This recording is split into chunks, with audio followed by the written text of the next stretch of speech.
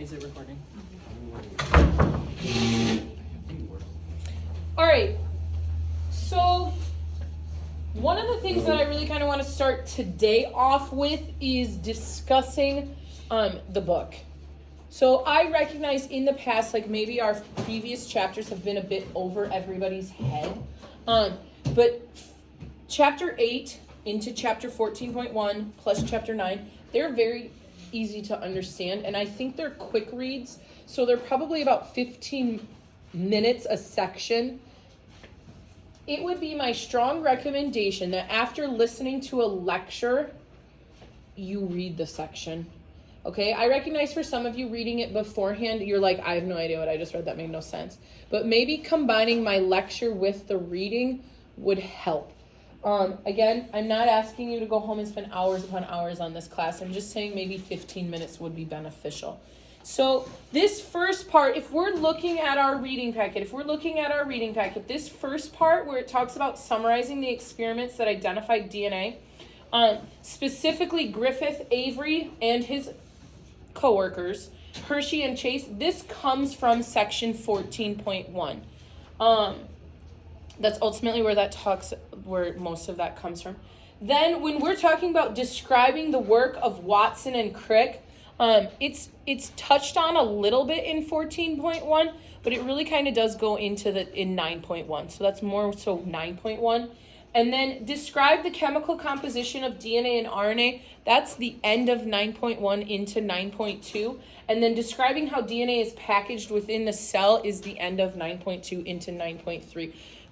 Today, in no way, shape, or form are we going to get anywhere beyond like the 14.1 section based upon where all the other classes got. And here's why. When we look at this and we're looking at DNA as the genetic material, I think you need to go back in time to the 1600s. Okay? And I recognize that like going back in time to the 1600s is not in the text. Like it's not even in the reading guide. But I think for some of you, you really are going to see where all this is coming from if you understand the beginning. And you know me, I can't make this stuff up. So I'm going to give you the beginning, really the history of where all of this started. So we're going to go back into the 1600s, and you, my children, are going to go out into the fields, and you are going to harvest the grain. And when you get home from a long day of harvesting, you are going to dump your dirty clothes in the corner of the front because Mama needs to take your dirty clothes in her basket down to the river and wash them on her washboard. Now, because you have been such hard workers and you would never throw grain at each other, there would never be a trace of grain in your dirty clothes, right? Wrong. So what happened is we've got a bunch of individuals, sorry, gents, but primarily men, who thought that dirty clothes from workers in the field combined with wheat grain, because again, they were picking wheat, gave rise to a mouse. And that really is the beginning of the story of life. That non-living things, non-living, gave rise to living. Okay, remember, again, Zingara doesn't really make up random stories. Now we need to carry on in the journey of where did life come from. So we carry on, and all of a sudden we went from harvesting grain. We're now, by the way, family, we are now farmers. I need you to go butcher some cows. So you, my children, run off, and you butcher a bunch of cows. And we stick that meat in jars. We don't know anything about food-saving technology at this point in time, so we leave our meat openly exposed to the elements. It's good for you. It's good for your soul. Yeah. Immunity. Yes, it definitely builds immunity. And lo and behold, who comes to said hunks of meat? Maggots. I mean, again, extra protein never hurt nobody, children.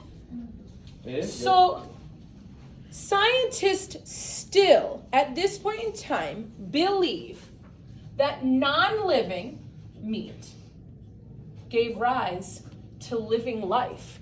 Because the flies, the maggots, were attracted to this hunk of meat. I, again, cannot make this stuff up. So we're going to take our experiment one step further. We are going to take that same chunk of meat. Well, I shouldn't say same chunk of meat, like we butchered more cows, so we're going to take a new chunk of the cow. And this time, we are going to put a piece of cheesecloth on the top.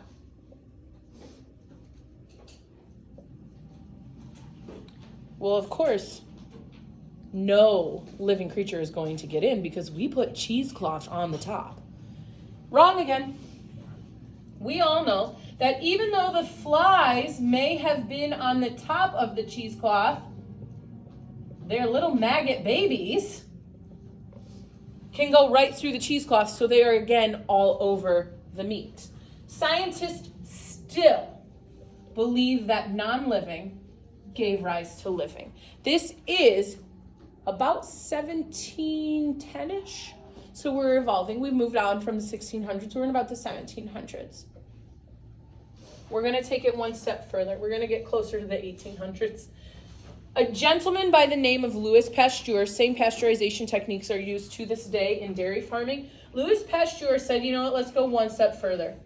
Let's put a lid on this. And we're going to put what is known as a J-curve straw on top. Okay? And what Louis Pasteur discovered is that all of these microorganisms got trapped in the J-curve. It took that long in the history of science for us to finally conclusively prove that life comes from life. Now, you needed to know this background because when we start talking about the 1860s, which is where Gregory Mendel comes into play, you have to think how far we came in such a short amount of time. From the early 1800s, in which we were still trying to prove that life came from life and not a bunch of dead things, to 1866, where Gregory Mendel really comes into play. That's how long we've been debating this where's life coming from theory. So we're now going to pick in with Gregory Mendel.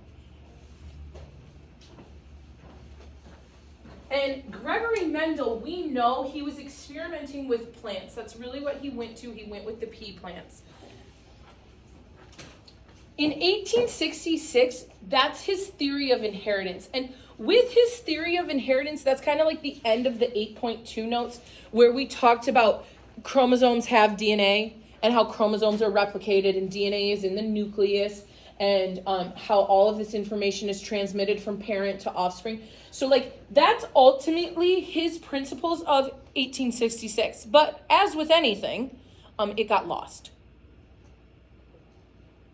All right, remember, he did smoke 20 cigars a day.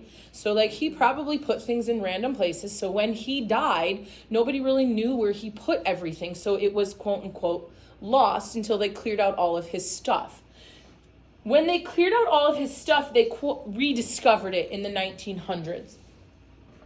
So now we've got this gap from, like, 1800s where we talk about dominant, recessive traits and characteristics. And now we get into the 1900s. Thomas Hunt Morgan is the first scientist that we're going to talk about, and he comes to play in 1910. Now, test quiz-wise, I'm not going to ask you about dates. That's not going to be my thing. My thing is, do you recognize what each of these scientists did or used to make their discoveries, okay? I'm also going to ask you about, like, what were their conclusions? So Thomas Hunt Morgan, he studied Drosophila. Drosophila is like the scientific name for fruit flies. So when you hear me say fruit flies, that's where it's coming from, okay? So what he did was he took Mendel's theories of inheritance and he said, I want to know more about that. So he studied eye color in fruit flies to figure out where was this red-white difference, variation coming from.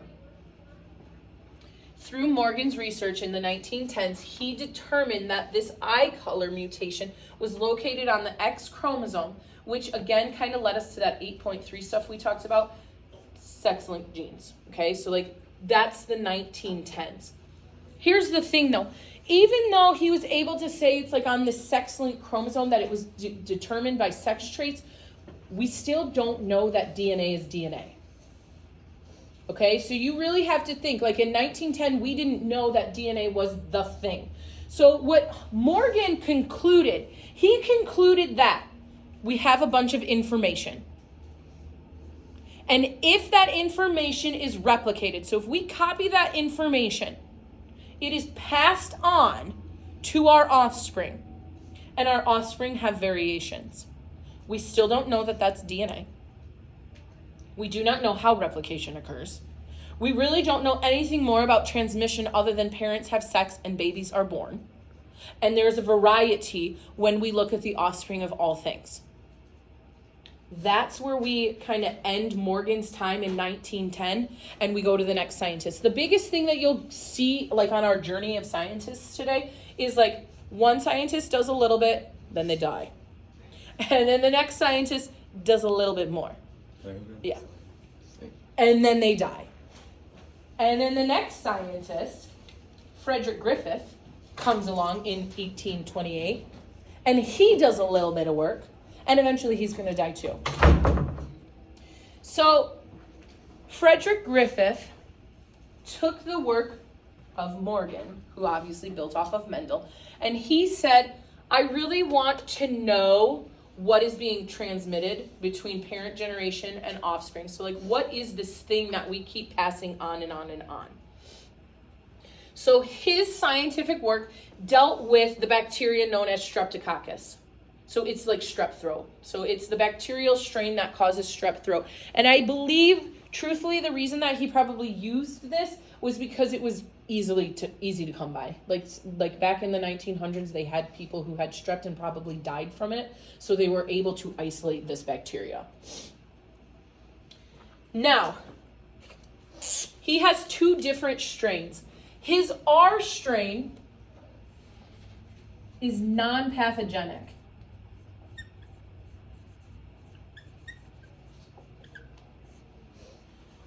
Non-pathogenic just means does not cause disease, okay? So non-pathogenic does not cause disease.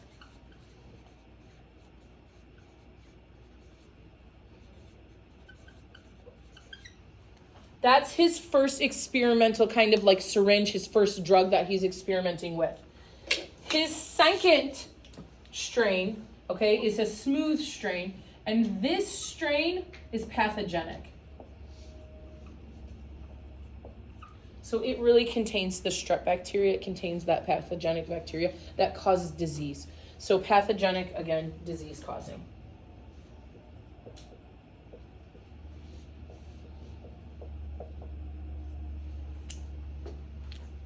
So his first rounds of experiment, you can kind of see over here. The R strain is represented in blue. So he takes this non-pathogenic strain and he injects it into mice.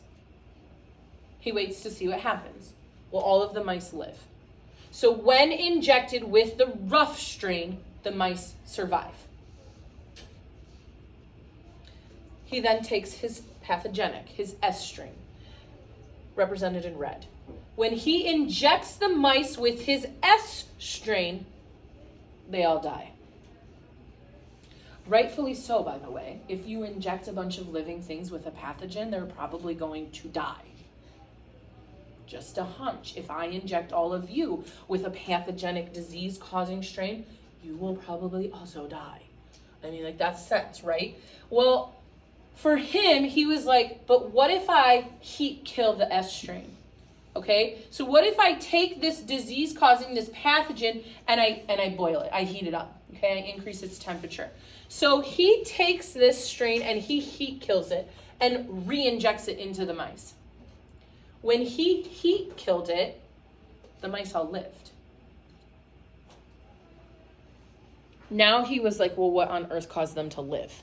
Why was heat killing the smooth strain allowing the mice to live?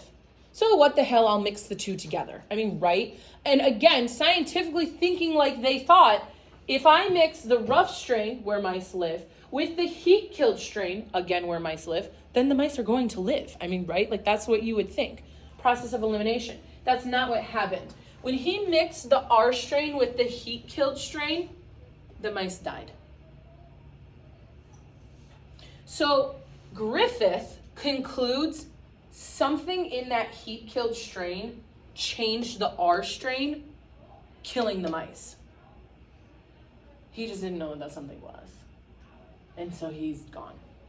Now Frederick Griffith is dead. And we move to our next set of scientists. So like, ultimately, again, think quiz, think test, things I'm gonna ask, like, Frederick Griffith experimented on what? Mice.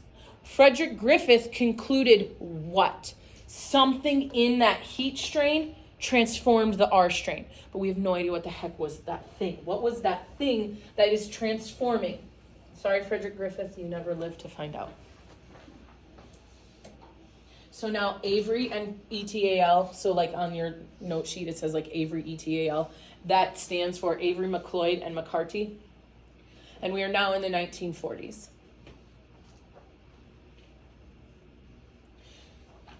They took that same concept, okay? So they took that same experiment that Griffith had done. And instead, they took the S strain. Terrible picture time. So they took our S strain and they put it in a blender.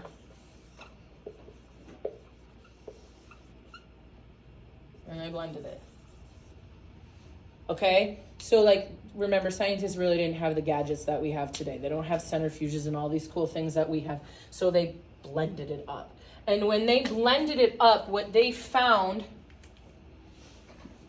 was that protein sank, but nucleic acids float. So that's how they were able to separate it. So like they were able to then like blend this concoction up and separate it. So they took the nucleic acids and they said, you know what, let's take the nucleic acids we just got and let's add it to the R strain.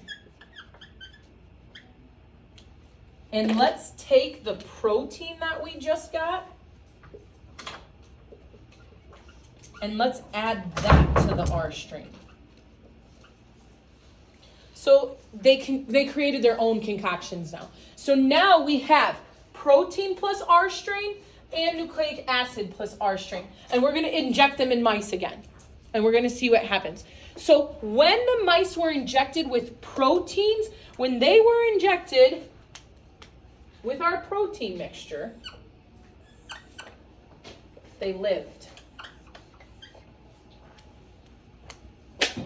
This is leading us down the path that proteins are not the thing that changed the R strain.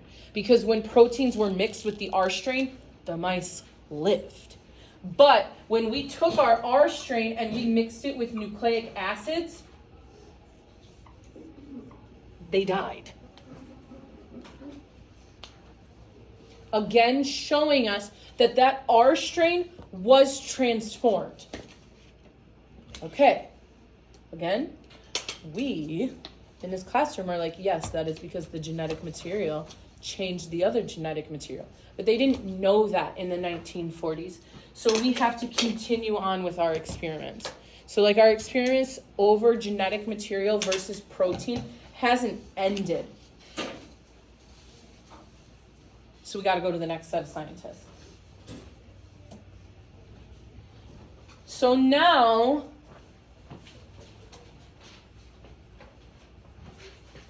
we have to go to Hershey and Chase.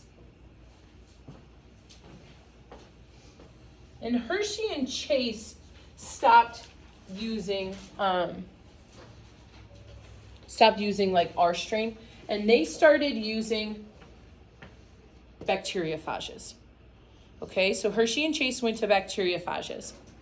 A bacteriophage is a bacteria that infects a virus. I said that backwards. A virus that infects a bacteria. Sorry.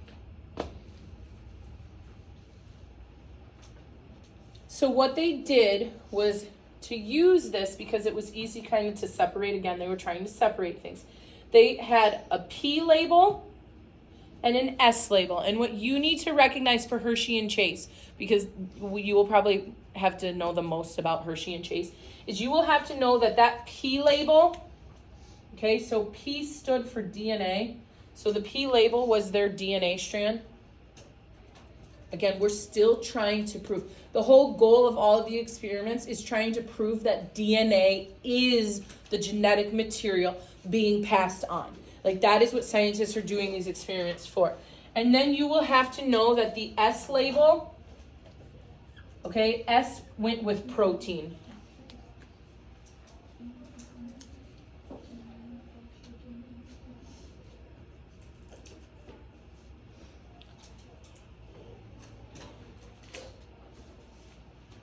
So, they took this virus and they injected it into a cell, into a bacteria cell. Okay, so they injected it into a bacteria cell.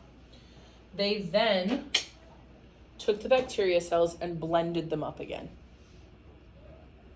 Okay, and after blending them up, they were able to kind of like centrifuge them out. Okay, so by 1952 we get a centrifuge. So see, our technology is developing with us. And ultimately, a centrifuge, just so all of you know, is like a gigantic spinner, and it causes the dense stuff to sink to the bottom and the less dense stuff to float. We also get to play with one coming up in all of our labs, just so you know. So when they did that, they were able to see that like the nucleic acids sunk. So like that DNA, the genetic material that we're looking for, sunk, and the protein floated. Okay, here's the key. The virus that was injected with the DNA, injected into bacteria cell, it separated out. That P, that DNA, was in the cell. So they found that it was in the cell. They were finally able to prove that that DNA was in the cell mixture. The protein wasn't. When they injected it with protein, centrifuge blended, all of the above, in that cell matter, there was nothing. The protein wasn't there. The protein was floating at the top. So ultimately in 1952, we were finally able to separate out the genetic material and prove that it was not protein being transmitted between generation to generation. It was the genetic DNA that was being transmitted from generation to generation. So we finally solved an 1866 problem in 1952. See, it's like progress. They got it in over 200 years. Yeah, see, right? I mean, like, here we go. Again, what you're going to need to know to like recap all of the scientists, you're going to need to know what they experimented with. Okay, so you're going to need to know that Hershey is not a chocolate bar. Okay, you're going to need to know that it is a virus. And that virus finally kind of proved that DNA was the material being transmitted from generation to generation. You are going to need to know that Avery and team still experimented with mice, and they were expanding on Frederick Griffith's mouse experiment, where they tried to isolate protein and nucleic acids, okay, and try and separate that out in the mice. You need to know that Griffith was just mice, and he had the R strain and the S strain. And then back it up one more, Morgan was fruit flies, and he was able to come up with kind of like the sex-linked chromosomes. And I know that Morgan isn't really like, he's in the notes, but not really in the notes, but like make him in the notes.